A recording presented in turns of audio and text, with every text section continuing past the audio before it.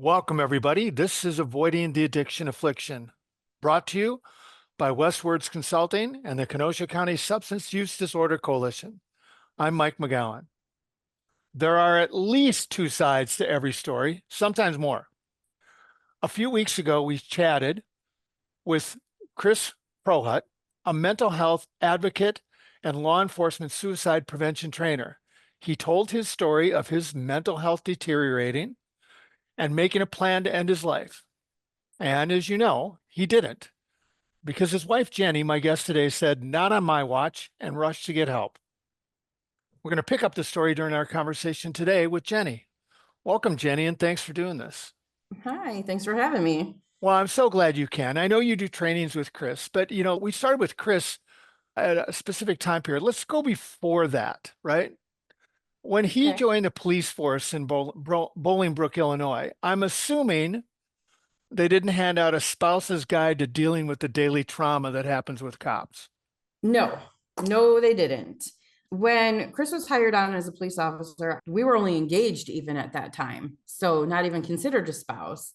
And at some point, somebody gave me a book called I Love a Cop. And at the very beginning, when they're brand new, I Love a Cop means nothing. Like it foretells and like it's a great book, but at that moment, it meant nothing. He hadn't gone through any of those things yet. So it wasn't relative, I didn't feel like at that time. So what I really wish we had at the time that's starting up now is spousal academies Mm, where they will actually spend so many hours in a week or over the course of a month where they'll go through and talk about like, oh, what happens if your husband is or spouse is in a certain situation, or things to look for.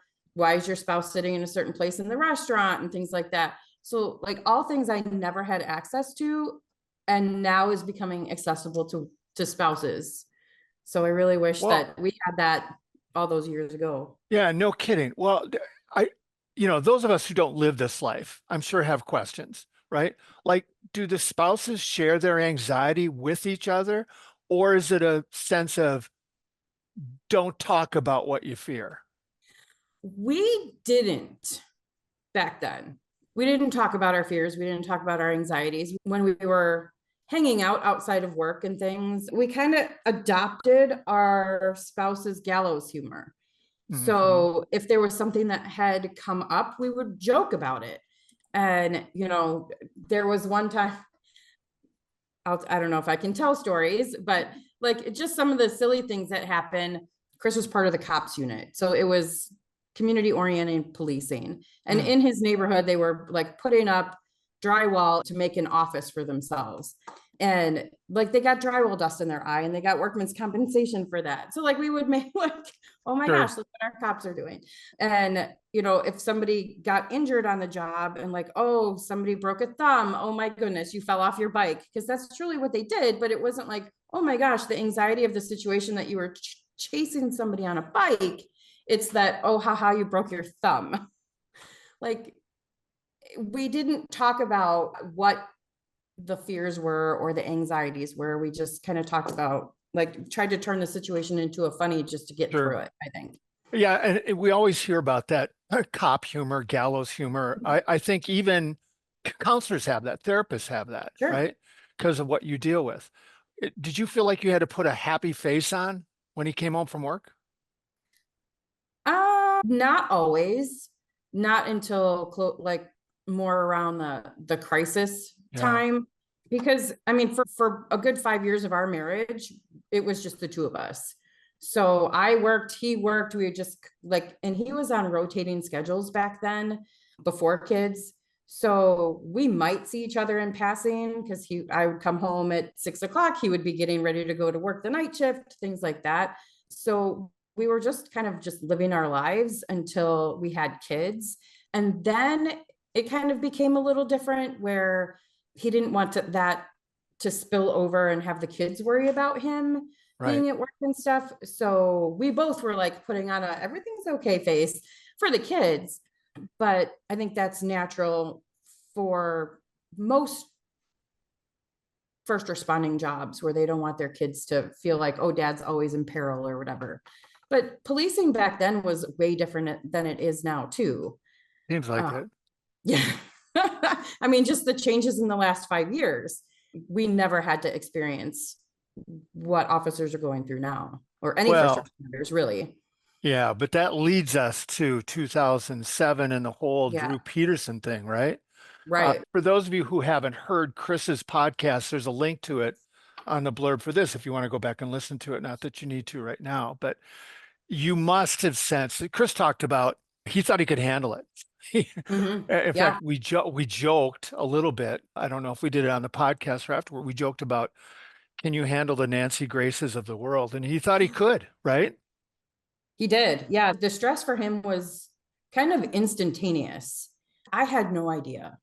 He comes home from work and he's like, Stacy's missing. And the department thinks that it's only going to be picked up by like the local papers. But I read about this in chapter 12 of my communications class he took for when the big thing happens. And he's like, that's not what's going to happen. We've already had one deceased wife. Now we have a missing one. Like, this isn't going to be good. And I'm like, okay, I really had no idea what to expect, but I could see that the stress was pretty immediate for him because he was really feeling like unheard. Look, I went through this training class and I know that this isn't just going to be swept under the rug. This is a big deal, but he wasn't being heard at work. And then that kind of spiraled into the crisis.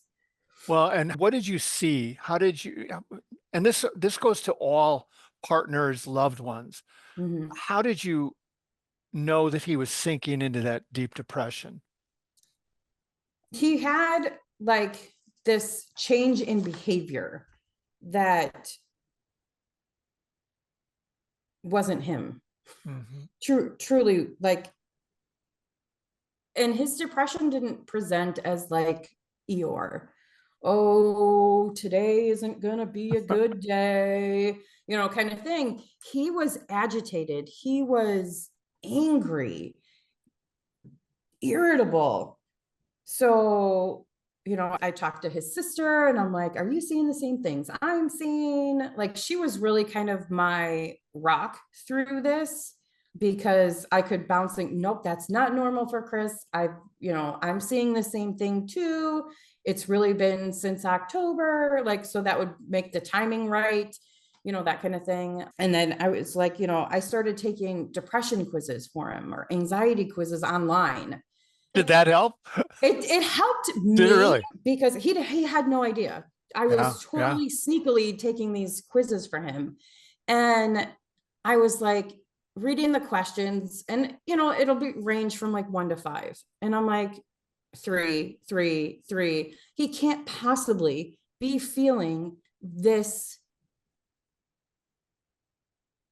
I don't know, down, this angry, this, whatever Yeah. the feelings were. I'm like, it's not possible for him to be feeling these ways and not really showing me.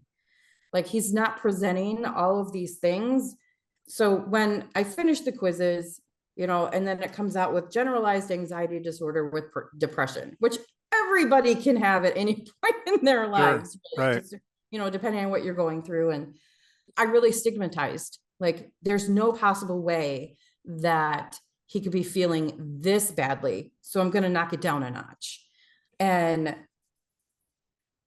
I don't know, it did lead to the discussion of Chris. I need you to hear me out here. You are really struggling with this. This is not going away. And you're continuously amped up or, unhappy.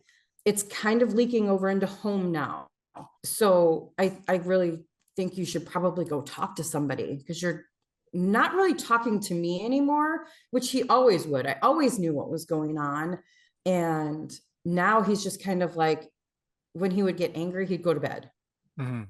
which is amazing for us because he could have went into drinking or doing drugs or doing other things that you can't come back from. For him, he was like, no, I'm going to go check out. I'm going to bed. I can't handle this anymore. I'm going to bed.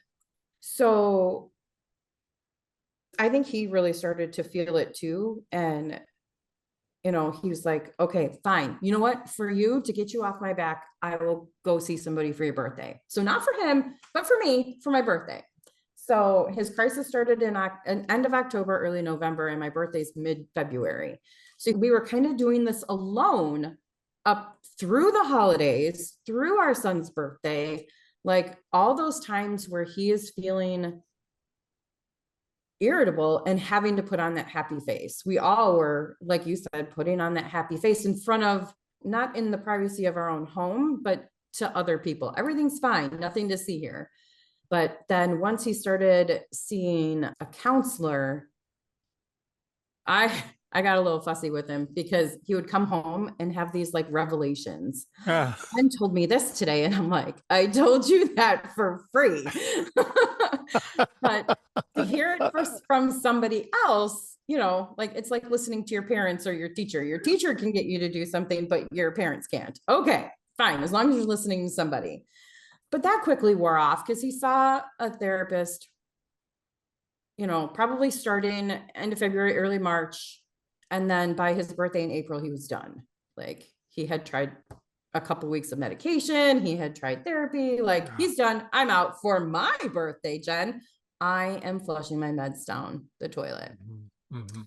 None of this is unrecognizable to people that have been through this. Okay, I'll go to Oh, counseling yep. for you. Now I've done Right. it. Now Yep. it's over, Yep. right? See, it That's didn't work. right, Nothing's right, changed. right. I'm done. I can't do this. Well, it's good. I didn't know what you would answer when I asked you about support. It's good that your sister-in-law Yeah. was supportive. So many times people going through this, the family of the partner goes, "Oh, you're overreacting. It's you." So Yeah, I never got that from Chris's parents or my own. Like that's they were great. always very supportive. But like Chris's parents always knew this is what he wanted to do. Like, so whatever they could do to support us continuing that dream or, providing support because of that dream, they were totally on board. Chris said that and I don't know how it came up, but he said when you heard him mention his will, Yeah. your brain went, oh, Light bulb. oh, and Yeah. then and this, I didn't even ask him this, but he decided, I think I'll go take a nap and talk about that day. Talk about your Yeah. scrambling. So that was a wild day because he called me before he came home from work and he's like, my psychiatrist wants to talk to you. Okay, fine, whatever, not a big deal. So I talked to her. She called or I called. I can't remember how that went down, and she's like, I think Chris he's kind of said goodbye, dropped off the books that I gave him. And yeah, if I don't think it's gotten to that point, but if it ever does, please give me a call. And I said, okay, sounds good. Yeah, I don't think we're at that point either, um, but I will definitely hold on to your number and call you if we need anything. And so then he comes home, we have dinner. He's agitated because of the phone call. He's not really sure what he's walking into when he came home, and he threw his dinner away. Like, I'm like, dude, like it's going to be our 10-year anniversary in August. Let's plan an Alaskan cruise. He got to go to Alaska years prior to that for a training. They got to choose between Kentucky and Alaska. And of course he picked Alaska. So it, went to a like firearms training up there and was gorgeous. And we had always planned to go back, but now we have two small children. And I'm like, you know what? Let's do it for our 10-year anniversary. Let's do it. And he's like, oh my gosh, I'm going to be busy. Why don't you go? And that's kind of where like this confrontation happened. And I'm like, how can you be busy for our anniversary, and just started spewing between the two of us. And he's like, well, I, I said, if you're going to kill yourself, so am I. I'll kill myself too. Then what? And he's like, I've got a will. I just need to pay for it. Mm. It's all in there. So I go, you go, the kids are taken care of. I'm like, oh, this is real. Mm-hmm. Like this is beyond something that I can manage at home. So I excuse myself. I'm in the bathroom crying, praying, like this can't be real. Like, God, what do I do? Because I can't do it on my own. I know what I have to do, but I can't do it on my own. I'm going to need some help. So luckily, Chris took Ashlyn up for a bath because she's 9 months old at the time. So like she has a bath and goes to bed. He took her upstairs for a bath. I went downstairs into the basement stairs, texted Erica, his sister, and was like, "We are not good here. I might need you." She says, "I'm on my way." I call his psychiatrist and say, "Well, this is how the night went when he got home." And she said, "Okay, so we are there then." And I said, "Yeah, I think we are." And she said, "Okay, well, you can call or I can call. What do you want to do? How do you want to handle this?" And I couldn't be more grateful for having choices at this time, even though a lot of people might go, just take the choices away from me. It gave me a little bit of sense of control over the situation. And I said, "I need you to call. I can't call the police department where, the ladies in dispatch are his subordinates. Like he's in charge of them. He's their boss." And say, "Hi, it's Jen Prochut and your boss is in a bad way." So I'm like, "I can't call them. Can you call? And can you talk to Deputy Chief? Because Chris has confided in him. They've had some chats. Is it possible that you can ask for him when you call?" She's like, "No problem. I'll call you, when I'm done." So while I'm waiting for her to call back, I'm like calling and texting our pastor. They're in California, so they can't really help, just offering support, like, "Oh, you've got this," kind of thing. What you're doing is right. So then she calls back and she's like, "You know what, Jen, they're asking that you and the kids leave." I'm like, "Leave the house?" Mm-hmm. She's like, "Yeah." I said, "Okay, we will. As soon as Erica gets here, we'll pack up and we'll leave." So that's what we did. Chris had taken himself to bed after he gave Ashlyn a nap and put her down. So she's upstairs in like 2 doors down from our master bedroom where Chris is sleeping. So I have to sneak up there and get her when Erica came over, pack up the diaper bag, get Cubby, our dog, and Chase. And we had all just gone through 2 rounds of strep throat. So I was Chase was 3 years old and easily manipulatable. So I said, "Buddy, we can't sleep here tonight. Daddy's too sick for us to sleep here. So we're going to go have a sleepover at Auntie Erica's house."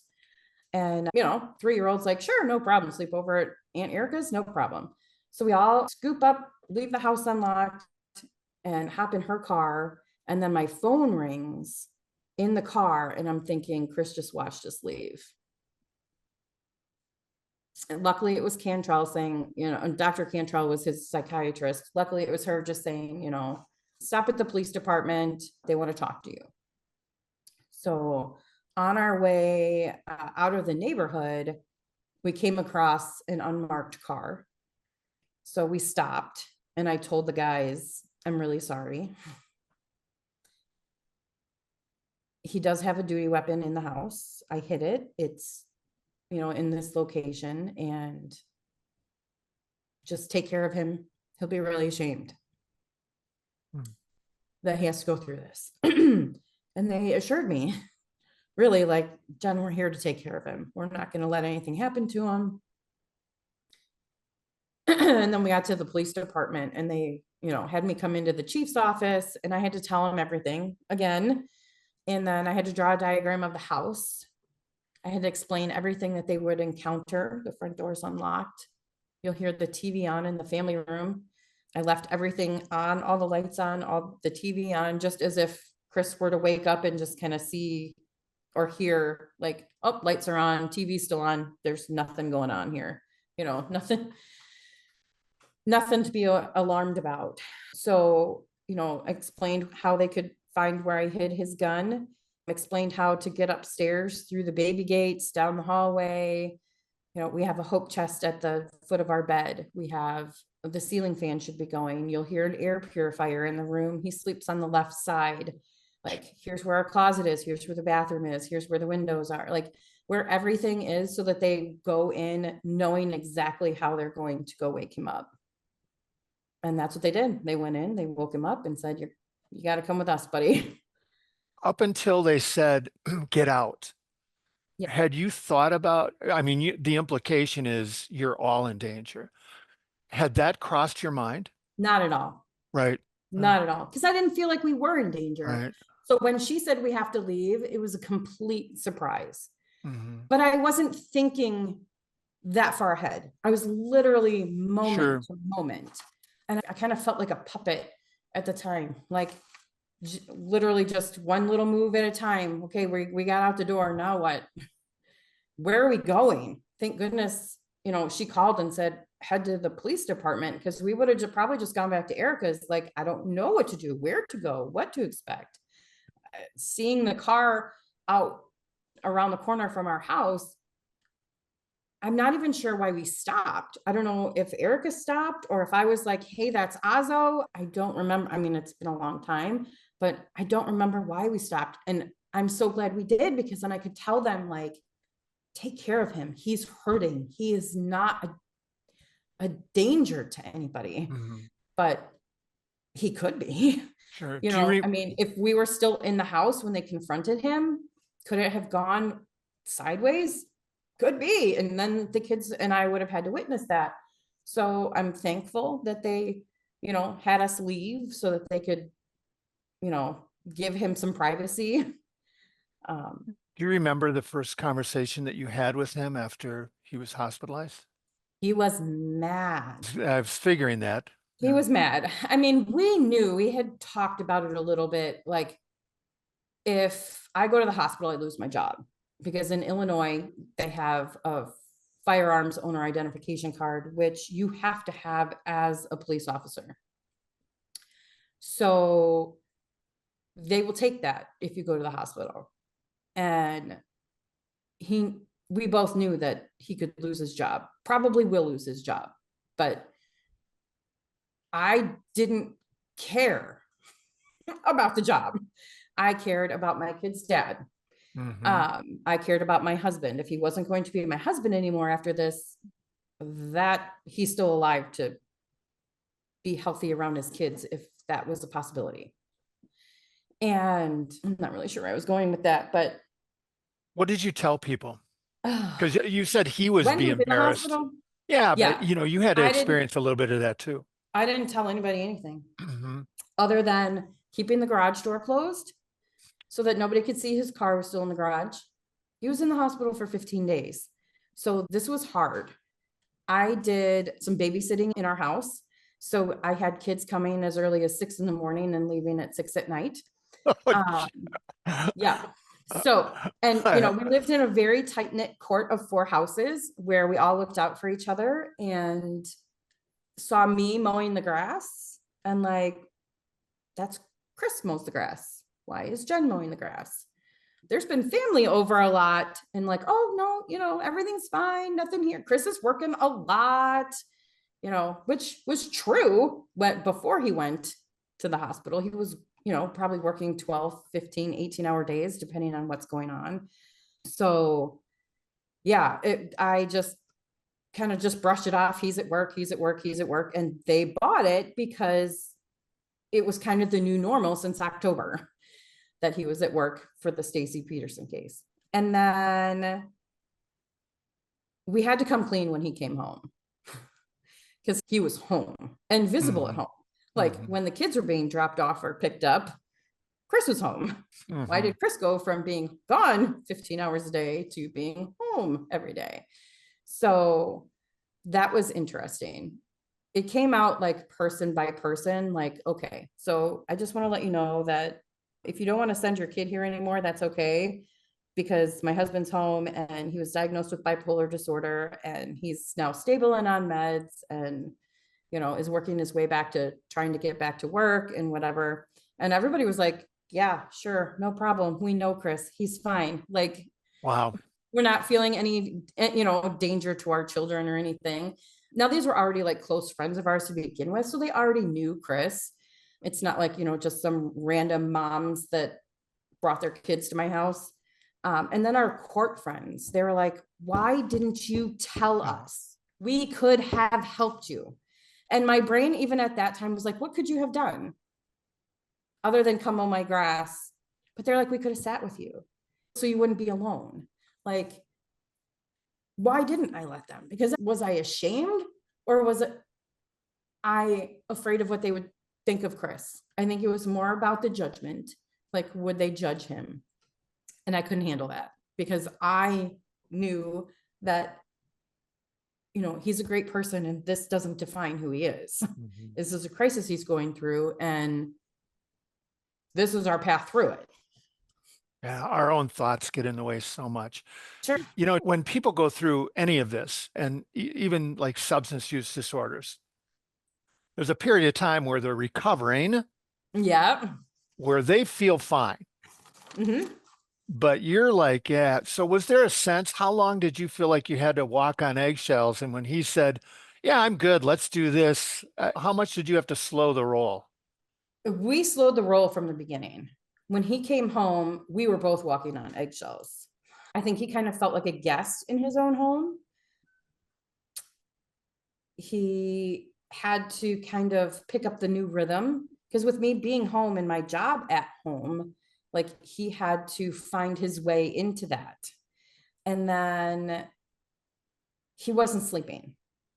He was always having dreams of like the guys coming in and waking him up and saying, Chris, Chief's downstairs, so kind of reliving that night, a little bit of post-traumatic stress going on there. So his doctors put him on some, I don't know, Ambien or something like that. But he was still kind of afraid to go to sleep. So I would sit up with him every night.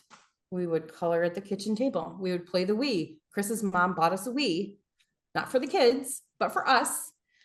And we would be playing Wii tennis at 11:30 at night because he was, I don't know, not necessarily afraid to fall asleep, but just he would always go to bed when he was frustrated and irritable, and he would lay in bed and watch the ceiling fan, the blades spin, and just have all these thoughts in his head. And going back into that would just be like reverting back to before he was hospitalized. I repainted the walls in the room, bought new bedding, a new ceiling fan, and put a picture up on the wall, trying to make the environment. I can't move our master bedroom, right? So I can make it look a little bit different, feel a little bit different than the room he left and was taken from. So that helped. But it was about a year that I stayed up with him every night, even though I had kids coming at 6 a.m, staying till 6 p.m. And then I ended up getting a job, a seasonal job at Target to help pay the bills now that he hasn't been working. So that was probably, let's see, he came home in May. And then, so I probably picked up that job around October, November. So working all day, then going to Target and working until midnight, and then doing the cycle around. So maybe it was more like 9 months that I was like, okay, we gotta, I have to get some sleep here. Mm-hmm. But I filled his pill bottle, or we had one of those, daily pill organizers, and I would fill that and I would check that every day just to make sure that he was taking his meds. I would check his prescription bottles to make sure, okay, so you have 2 more refills left, or you're on your last refill. You need to, make sure you get an appointment or whatever. Less wife and more caretaker Mm-hmm. at this point. How long So did it take before your relationship got back to where you wanted it to be? we went to therapy, and that helped a little bit, because we got to say some things that were safe to say that weren't said around children and in our home. And that really helped. So probably right about that year, like where I started to relinquish the caregiver hat and put my wife hat back on and like, let's be back together. Like, Yeah. not that we were not together, but just like getting those roles back in order, I think. And that helped. I mean, it's not like we weren't close before, but I feel like we've been even closer since, and especially after that.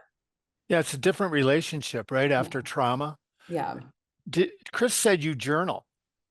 I don't. So he's misspeaking, but I was told to journal Oh, uh, okay. by one of our officer friends' wives. She said during, like, I don't know, probably day 3 or 4 while Chris was in the hospital, she's like, you're going to want to remember this. You're going to want to be able to reflect back on this time. You might want to journal this so that you have it. And I'm like, I don't write. I don't, I don't sit and reflect. Well, we won't tell Chris that. No, but I think it was one of his ways of just being able to say, Jen journaled this event. And I did. Like, when we present together, I read from my journal and I credit Missy in it, saying, thank you for telling me to journal this, because I never thought that I would be telling this story to Mhm. strangers. This is our private stuff. This book should just be for me, Mhm. for us. But now it needs to be out there. People need to hear what we went through so it doesn't become their reality, or they know what to expect if it does. But so it really helped reading it back, like, not so much now, but there was a few years between the time that I wrote it and the very first time that I cracked it open to present it. Mhm. And I was like, who is this? Mm. This happened to me. Like, I was reading it. It was kind of like an out of body experience a little bit, because I'd kind of put that, I think, in a box and just put it away. Like, yes, that happened, but it's over and we've moved on, and this is who we are now, and this is what we do. And, it's just, this is our normal lives. So to pull that back out again was like ripping off a band-aid. And it's hard reading it sometimes in front of people. There'll be people in the audience who are triggers for me. Like, there was one presentation in Wisconsin Rapids or Mauston, somewhere over there. And there was a chief, his name's Brian. He was there, and he's bald. Beautiful bald man sitting there. And our chief was bald. Wow. And saying all the things that the chief did for us in the office, and I stopped and I was just shaking. I was pouring tears. I'm like, Chris tried to climb up on stage to come get me, and I said, don't, because if you come touch me, I won't finish this. Mm. I will just break down in tears. I will be done. So I was able to go through that. But so there are triggers sometimes where I will see people that look like somebody who was part of our journey, that just kind of like brings it all back back to Yeah. that time. But the journal also moves on. I don't tell this part in our trainings, but like, we bartered while he was in the hospital. He needed appropriate shoes or pajama pants that didn't have strings, shoes that didn't have shoestrings. So he needed like his slides, or, some shorts or something that didn't have anything that he could use to hurt himself with. And it had gotten to the point, when you're gone for 2 weeks, you have bills to pay. And in the olden days, we wrote checks and mailed them. And in 2007, we had started doing online bill pay. I don't know how to do that. I don't know the passwords to, pay the utility bill that's due, and, things like that. So I'm like, I'll bring up the things that you need if you give me the bank codes or whatever. So we learned a lot about, I learned a lot of adulting and in that respect, and he learned how to ask for help. Wow. Wow. And what do you do? Because triggers can come out of everywhere. Mm-hmm. Even today, this is a long time ago, but it can, like you Yeah. said, you do presentations, it can come. What do you do to take care of yourself now? I don't know. Honestly, I watch a lot of Netflix. I read. I have wonderful friends at work. I work in a school, so I have wonderful friends there that I can tell anything to. So, I can That's a lot. still, it is. I mean, we we're not in crisis mode anymore. So I'm not on edge every day like I was. Mhm. So I don't have to be always watching his mood. I do, but not on that level. Like I'll be watching him when he goes back, like they're going back. Kohl's is having their employees come back to the corporate office October 1st. So that's going to be a change in schedule and everything for him. So I'll be watching him a little more closely just to see how he handles that. And that's not because he needs it. It's just going to be because that's who I am. Change, affects people differently, and he may not have an issue with it at all. But just like every school year, I watch my kids closely when they, take on a new grade or new classes and things like that. So, but for myself, I have, I read, I watch Netflix, I chat with my girlfriends, we go out. We were just at a football game on Friday. Like, so we just, I don't have to be in support mode. So it's really nice to just be able to be When Jen, me. yeah, Jenny, when my mom was recovering from her alcoholism, she asked me, well down the line, she looked at me and said, "How long was it before you stopped tasting my Mm, Coca-Colas?" yeah. And I looked at her, I said, "How do you know I did that?" She said, "Because it's you." And I said, "Well, what about my brother?" And she goes, "Oh, he'd never do that." So, she's right. He didn't. Yeah, that's her life. Everybody That's comes at it in a different way. I lied. yeah, One more question for you before I let sure. you go. Yeah. Did you ever get to Alaska? We did. We did for our 25th Oh, anniversary. what a great way to end that. So And was that's it everything you thought? everything I wanted it to be. Yep. Everything. We took a cruise. It was spectacular. And that was just last summer, not this past one, but Oh, last summer. that's great. Well, I'm so glad I ended with that. This is so delightful. I know that this is always difficult to talk about, but I think it's so beneficial to those people listening. So thank you so much for Yeah. Thanks for sharing. having me. You're welcome. Appreciate And it. for those of you listening, this is why we do this. So please listen in whenever you can. Until we talk to you again, stay safe.